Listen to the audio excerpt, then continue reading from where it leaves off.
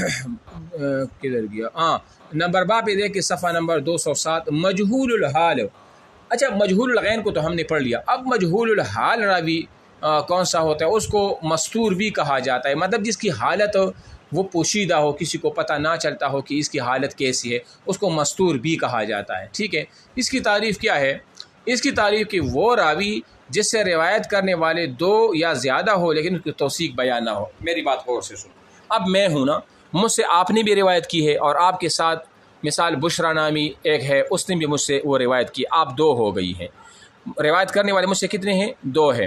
لیکن میری توثیق کسی نے بیان نہیں کی کہ جو حسن ہے یہ واقعی ثقہ راوی ہے، مقبول راوی ہے یا نہیں ہے. کسی نے میری توثیق بیان نہیں کر دی، تو میری جو حالت ہوگی نا وہ مجہول الحال ہوں گا. میں کیا ہوں گا؟ مجہول الحال ہوں گا. اور یہ آسان سی، آپ اس کو اس طرح بھی سمجھے نا کہ ظاہری بات ہے جب میری حالت کا کسی کو پتہ نہ ہو، اور جو مجھ سے روایت لے رہی ہیں ان کو بھی میری حالت کا پتہ نہ ہو، تو ظاہری بات ہے میری حالت پھر کیا ہوگی؟ معروف تو نہیں ہوگی نا، میری حالت کیا ہوگی؟ مجہول ہوگی. تو اسی کو مجہول الحال بھی وہ کہا جاتا ہے. ایک تو یہ بات. دوسرے انہوں نے جو جیم پر آپ دیکھیں، یہ جیم نمبر صفحہ نمبر 208 پر جہاں جیم لکھ المبہم. مبہم کسے کہتے ہیں؟ مبہم کسے کہتے ہیں؟ یہ تیسری قسم ہے. تو یہ کہتے ہیں کہ ہم مبہم کو مجہول کی انواع میں سے شمار کر سکتے، اگرچہ علماء حدیث نے اس پر ایک خاص نام کا اطلاق کر دیا ہے، لیکن اس کی حقیقت مجہول کی حقیقت کے مشابہ ہے.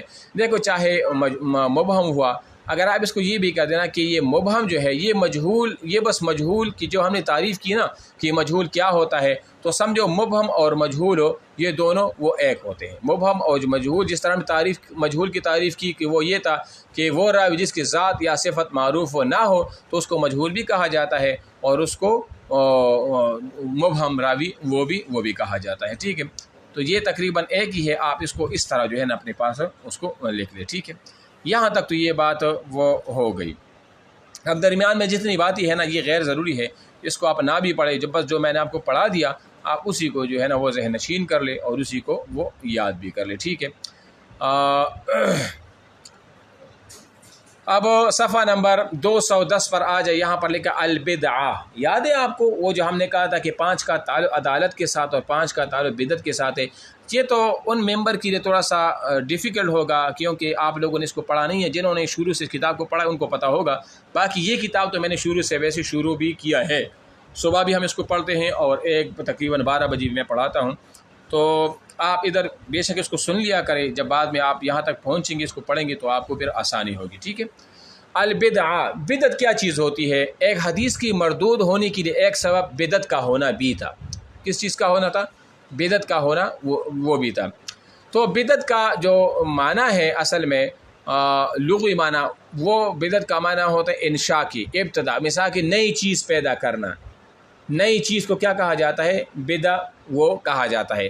لیکن اصطلاح میں بدعت کسے کہتے ہیں؟ اصطلاح میں بدعت میں دین کے کامل ہو جانے کے بعد اس میں کوئی نئی چیز پیدا کرنا اور اس کو دین کا نام دینا یا اسلام کا نام دینا، اس کو بدعت کہا جاتا ہے. یہ تو بہت آسان سی تعریف ہے اس کی، آپ خود بھی آپ کو پتہ چلے گا جب کوئی بدعت کا نام لے گا تو اصطلاحی معنی اور آپ سے پوچھے کہ بدعت کا اصطلاحی معنی کیا ہے تو آپ آسانی کے ساتھ اس طرح کہہ دیں کہ سر بدعت وہ ہوتی ہے کہ دین کے مکمل ہونے کے بعد دین میں کوئی ایسی نئی چیز ایجاد کرنا جو دین کا حصہ تو نہ ہو اور اس کو بطور ثواب کرنا، اس کو بدعت وہ کہا جاتا ہے. مثال مزارات پر جس طرح لوگ پھول چڑھاتے ہیں اور اس طرح چادریں چڑھاتے ہیں، یا وہاں پر شمع وہ جو کندیلے ہیں وغیرہ وہ روشن کیا جاتا ہے وغیرہ وغیرہ، تو یہ بدعت ہوتی ہیں. ٹھیک ہے، ان کی آسان سی وہ مثال ہے.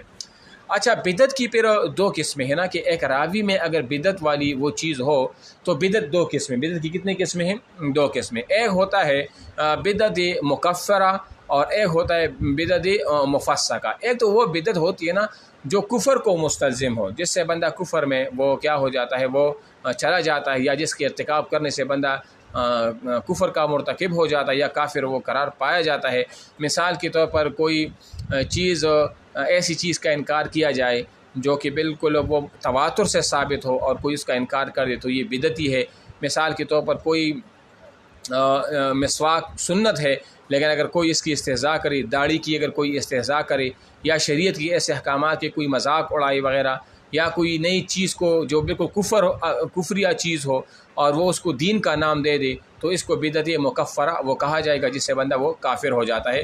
تو بدعت مکفرہ جس راوی میں ہو اور وہ اگر حدیث کو روایت کرے تو اس کی حدیث کو تو بالکل قبول وہ نہیں کیا جائے گا، کیونکہ ان کی اپنی حالت اتنی گندی ہے کہ وہ بدعت مکفرہ کر رہا ہے اور اس چیز سے باز وہ نہیں آ رہا، لہٰذا اس کی روایت کردہ حدیث کو کبھی بھی قبول وہ نہیں کیا جائے گا۔ ٹھیک ہے، یہ ہو گیا۔ اور دوسری جو بدعت ہے وہ ہے بدعت مفسقہ۔ بدعت مفسقہ کیا ہے؟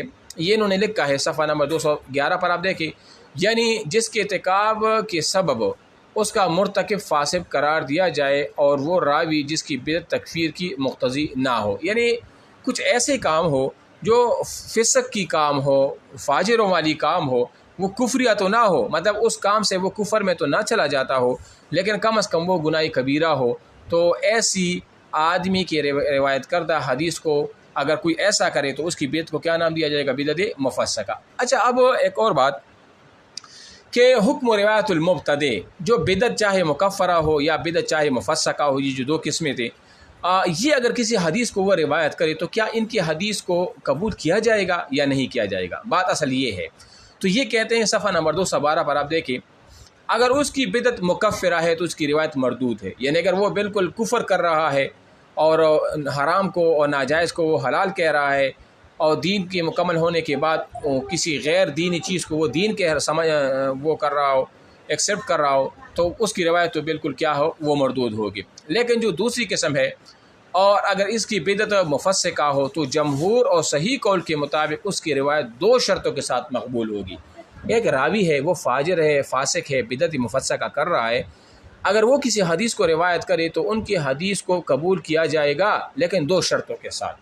وہ دو شرطیں کون سی ہیں؟ نمبر 1، اللہ یکون داغیۃ الی بدعتہ، وہ روایت اس کی بدعت کی طرف دعوت دینے والی نہ ہو۔ مثال کوئی ایسی روایت نہ کرے، کوئی ایسی روایت نہ کرے جس کی وجہ سے وہ اس کی بدعت کی طرف لوگوں کو کیا کر رہا ہو؟ موٹیویٹ کر رہا ہو، اس کی بدعت کی طرف لوگوں کو کیا کر رہا ہو؟ وہ دعوت دے رہا ہو، تو ایسی روایت کو تو بالکل جو ہے نا، ایک شرط تو یہ ہے، اگر ایسا ہوا تو روایت کو قبول نہیں کیا جائے گا۔ نمبر 2، وَأَنْ لَا يَرْوَى مَا يُرَوِّجُ بِدْعَتَهُ، اور وہ ایسی روایت نہ کرے جس سے اس کی بدعت کو ترویج ملتی ہو، یعنی مثال کے طور پر وہ کسی ایسی روایت بھی نہ کرے کہ اس روایت کی وجہ سے بدعت کو مزید ہو، اس کی حوصلہ افزائی ہوتی ہو۔